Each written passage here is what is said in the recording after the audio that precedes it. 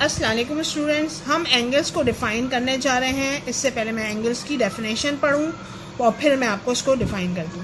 N angle can be defined as figure formed by two rays meeting at the common end point, यानी कि angle में to raise दिए हुए होते हैं, टू लाइंस जो यहाँ पे रेज आपको नज़र आ रही हैं और इसका कॉमन एंड पॉइंट एक होता है। और एंगल जो है an angle is represented by the symbol, जो है यहाँ पे हम एंगल को जो है ये जो सिंबल डला हुआ है इससे रिप्रेजेंट करते हैं। अब हम पढ़ते हैं types of angle. Types of angle में जो है सबसे पहले हम अक्यूट एंगल को डिफाइन करते हैं। अक्यूट एंगल क्या होता है, इसकी पहले मैं डेफिनेशन पढ़ूँ फिर मैं आपको इसको समझाती हूँ। An angle whose measure is less than 90 degree is called an acute angle, यानी कि वो एंगल जो कि 90 डिग्री से छोटा होता है, 90 डिग्री से कम होता है, वो अक्यूट एंगल कहलाता है। फॉर एग्जांपल 70 डिग्री, 80 डिग्री या 20 डिग्री, यानी 90 डिग्री से जो छोटा होता है और ये अंदर की तरफ जाता है। अगर हम इस साइड से एंगल बनाएंगे तो ये अंदर की तरफ जा रहा है तो ये अक्यूट एंगल हो रहा है, और इस साइड से बनाएंगे तो ये अंदर की तरफ जा रहा है तो ये अक्यूट एंगल हो रहा है। तो अब उसके बाद सेकंड मैं आपको जो है डिफाइन करने जा रही हूँ राइट एंगल। राइट एंगल क्या होता है, an angle whose measure is 90 degree is called right angle, यानी कि राइट एंगल जो होता है एग्जैक्ट 90 डिग्री का स्ट्रेट एंगल बना हुआ होता है, एग्जैक्ट 90 डिग्री का एंगल होता है, वो राइट एंगल कहलाता है। यानी कि इसको दोनों साइड से आप देखें तो सिर्फ डायरेक्शन चेंज है मगर एंगल की जो है वो सिर्फ एक ही है। नेक्स्ट हम पढ़ने जा रहे हैं ऑब्ट्यूज एंगल। ऑब्ट्यूज एंगल जो है क्या होता है, नेक्स्ट जो है इसकी काइंड है। An angle is greater than 90 degree is called N obtuse angle, यानी कि वो एंगल जो 90 डिग्री से बड़ा होता है, यानी कि 90 डिग्री से बड़ा 100, 110 इस तरह से जो एंगल होते हैं, यानी वो ऑब्ट्यूज एंगल कहलाते हैं। अब देखें मैंने राइट एंगल के बाद हम ऑब्ट्यूज एंगल डिफाइन करने जा रहे हैं। An angle is greater than 90 degree is called N obtuse angle, यानी कि जो एंगल 90 डिग्री से बड़ा होता है वो ऑब्ट्यूज एंगल कहलाता है। जैसे कि आपने देखा था अक्यूट एंगल का मैंने डायरेक्शन बताई थी, वो अंदर की तरफ जाता है तो वो जो है जो डाउन पे जा रहा होता है, यानी वो कम डिग्री पे जा रहा होता है।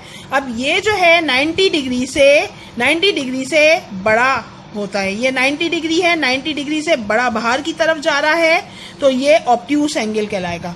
तो यहाँ पे भी इस डायरेक्शन से ये सेम है मगर इसकी डायरेक्शन चेंज है। हमने ये इस साइड से बनाया तो ये इस तरफ बाहर जा रहा है, ये इस साइड से बनाया तो ये इस तरफ बाहर जा रहा है, यानी बाहर की तरफ जो 90 डिग्री से बाहर की तरफ निकले एंगल वो ऑब्ट्यूज एंगल कहलाता है। स्ट्रेट एंगल जो है an angle whose measure is 180 degree is called a straight angle. वो एंगल जो 180 डिग्री के बराबर होता है वो स्ट्रेट एंगल कहलाता है। आपने डी में देखा होगा दोनों साइड पे यहाँ पे 180 डिग्री लिखा हुआ है, यहाँ पे भी मैंने जो फिगर ड्रॉ करी है यहाँ पे 180 डिग्री लिखा हुआ है, ये बिल्कुल स्ट्रेट एंगल है।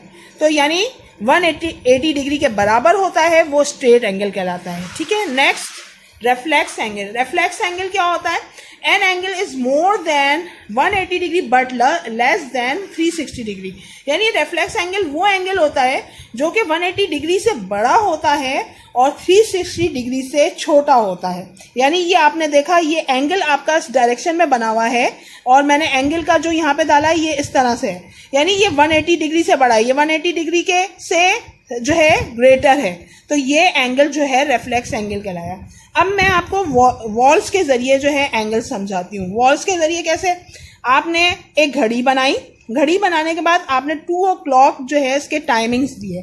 अब आपको इसको फाइंड करना है कि ये कौन सा एंगल है। तो यहाँ पे आप देख रहे हैं ये 2, अगर यहाँ पे 2 पे जा रहा है और ये 12 पे जा रहा है तो इसका मतलब है ये अक्यूट एंगल है, ये अंदर की तरफ जा रहा है।